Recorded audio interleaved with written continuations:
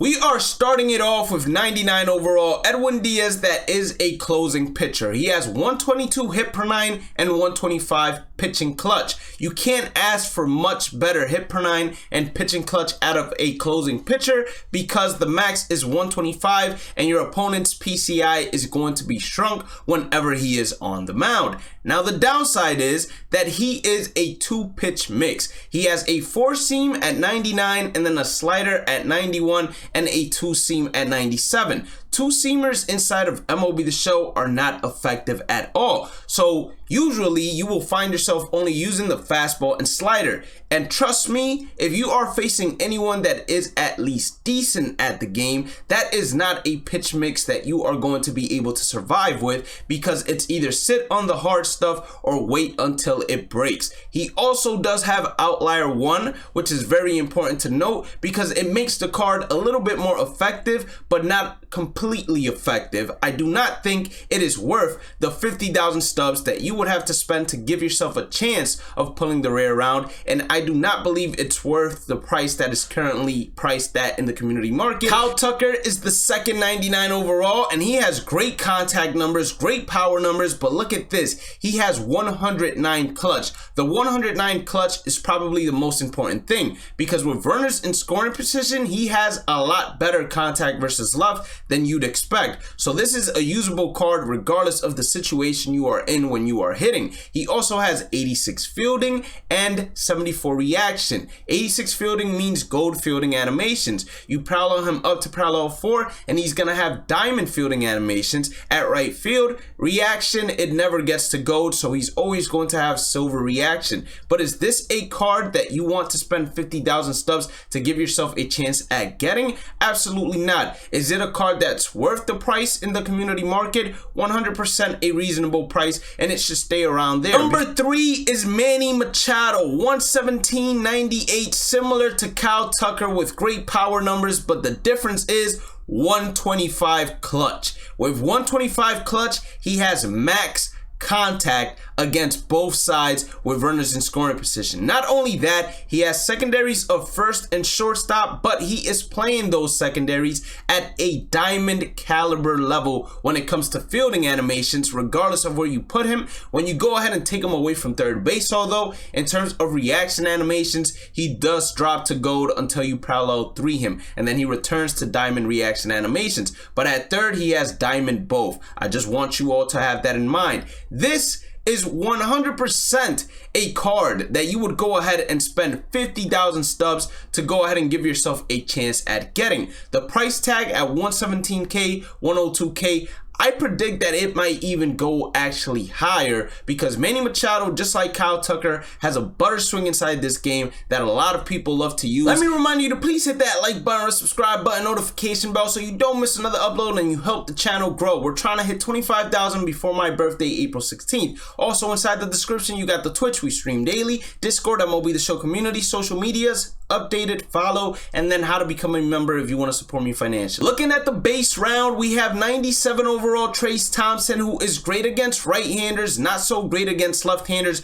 but the 105 helps him out whenever there are runners in scoring position. He is a right fielder with 81 fielding and 89 reaction. Both of those numbers are gold level animations, and then 77 speed, it also helps him out a ton. Now this is the base round of the pack, so if you look at locations, these cards are selling for underneath 20,000. Obviously, the price tag of 50,000 for the pack is not going to be worth it. Instead, if you want to pick up a couple of these 97s, it would be better for you to just outright buy them inside the community market because you will end up saving yourself a lot of stubs. Number 2 is Gary Sanchez. Gary Sanchez doesn't have great contact, but he does have great power, and then the clutch is not really there either, but the arm strength is for a catcher. The blocking at a 66 is not really there either. To be honest, out of all the cards we have seen so far, this is going to be one of the worst ones. But the great thing about Gary Sanchez is that he has a great swing inside of the game. You're not going to spend 50,000 stubs to go ahead and try to pull this Gary Sanchez,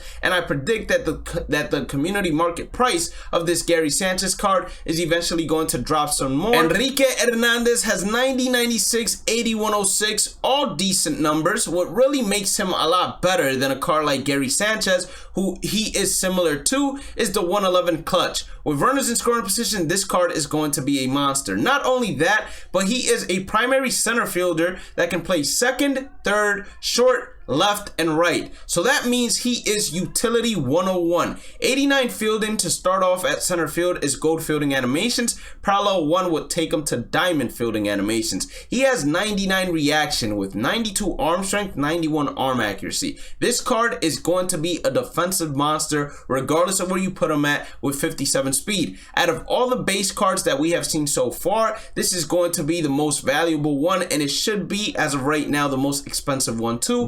Castillo has 116 hit per 9, 123 pitching clutch. This is what we're looking for when it comes to a pitcher, in particular a relief pitcher, because that helps out Trevor Hoffman's boost, just in case you got that captain. He has a slider, a sinker, and a fastball. So a 3-pitch mix because the sinker does not move like the fastball, and he does have outlier on the sinker as well, which helps him out greatly. He is selling for 18.5 to 17K. I think the price is about right. So if I were to go ahead and invest 50,000 stubs, instead of buying the pack right now, what I'm buying is Enrique, Hernandez, and Diego Castillo. Last but not least, we have Brandon LEYTON, who is a primary shortstop. 97, 117 are both good numbers, but whenever there are runners in scoring position, it drops to 89. So 97, 117, this looks like someone that's going to be batting either very early in your lineup or very late inside your lineup. 87 fielding, 81 reaction are both gold fielding and reaction animations at short,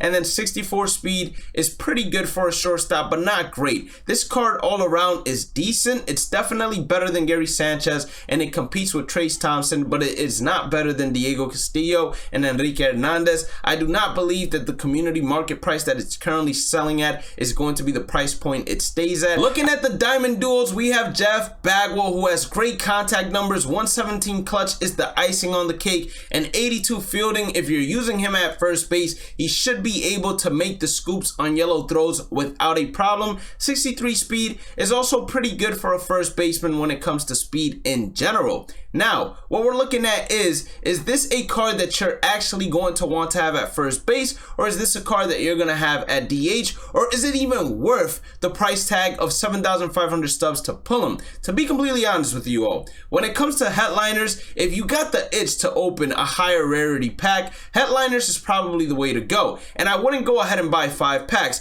I would buy one of the headliner packs, or diamond duels packs, excuse me, and see what you get from there. If you don't get anything, or if you can't make your stubs back, then I would 100% not buy anymore, but you at least give yourself a chance and get that itch. Is this card worth the 50 to 45K it's selling for inside the community marketplace? Absolutely not. You are going to find better first basemen that can play it as a secondary, or better designated hitters that you can earn for absolutely free inside this game that will give you the same production that Jeff Bagwell does. Last but not least, we have 99 overall Rob Nen, 117 hit per 9, 125 pitching clutch. He has a 4-pitch mix: 4-seam, slider, splitter, curveball. What is he currently selling for inside of the marketplace? 80 to 58K. Is the 80 to 58K worth it? 100%. Look at his quirks. He has outlier on the fastball as well, so that makes this card 10 times better. Is he worth the 7,500 stubs to give yourself an opportunity at pulling him? 1,000%. If you get Jeff Bagwell, you might as well sell him and then give yourself 4 more opportunities of getting a Rob Nen inside those diamond duels pack. But this card is 100% worth it, and when looking at the diamond duels, this is definitely one of the best diamond duels next to that Ketel Marte that we have gotten. Don't forget that this 4th, we have a brand new conquest map as well as diamond duels coming into the game. The weekly wonders return the 5th, and then the 7th we have a ton of content. Tops now returns, a new event with 2 legend rewards, new show shop packs, and then the hunt begins for the golden egg. Don't forget to hit that like button, red subscribe button, notification bell. Let's aim for 25,000 subscribers before April 16th so we can hit that milestone before my birthday. Also, check out the description.